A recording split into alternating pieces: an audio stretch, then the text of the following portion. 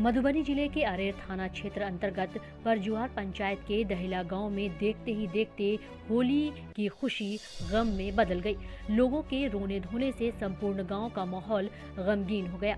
बताया जा रहा है कि होली के मस्ती में गांव के सभी लोग डूबे हुए थे। सभी रंगोत्सव का रंग खेलने में मस्त थे।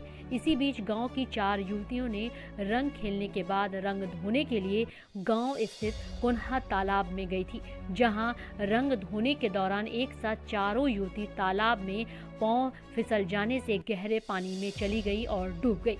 इस बात को लेकर जब लोगों को जानकारी हुई तो कोन्हा तालाब के पास लोगों की भीड़ जमा हो गई। लोगों ने तालाब के पानी में तलाश कर चारों युवती के शव को पानी से बाहर निकाला, लेकिन जब तक चारों युवती को पानी से बाहर निकाला गया तब तक देर हो चुकी थी। पानी के अंदर दम घुटने से चारों युवती की मौत हो चुकी थी। मृत चारों युवती की पहचान चंदा देवी 22 वर्ष, काजल कुमारी 20 वर्ष दोनों के पिता श्रीकांत राय, वहीं तीसरी अनु कुमारी 20 वर्ष सिया शरण राय की पुत्री और चौथी लखन कुमारी 20 वर्ष पिता कामफू राय के रूप में किया गया है। घटना स्थल पर पहुंचे पंचायत प्रतिनिधियों एवं स्थानीय लोगों ने घटना की सूचना अरेर थाना पुलिस को दी।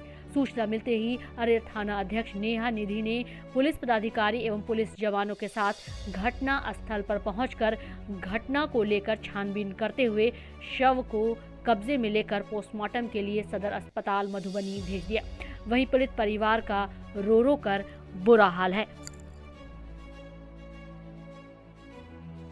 हम कहीं गए थे, लोहा से आ रहे थे, रामनगर में आए तो हमें सूचना मिला दूरभाष के माध्यम से कि दहिला में जो है कोन्हा तालाब है कहीं जहाँ पे भट्टा उठा था, वहाँ पे 4 लड़की डूब के मर गई।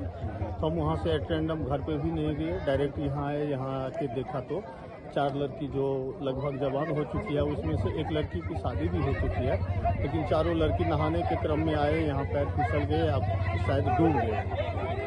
तो हम लोग यहीं भीड़ पे इकट्ठा है। फिर हम सब ने प्रशासन को भी सूचना दिए, यहाँ के हम लोग भी आए और पदाधिकारी महोदय सब यहाँ आए अभी है। और यहाँ से अब प्रक्रिया चल रहा है कि चारों बॉडी को जो है मधुबनी लेके जाके वहाँ पोस्टमार्टम करवाना है।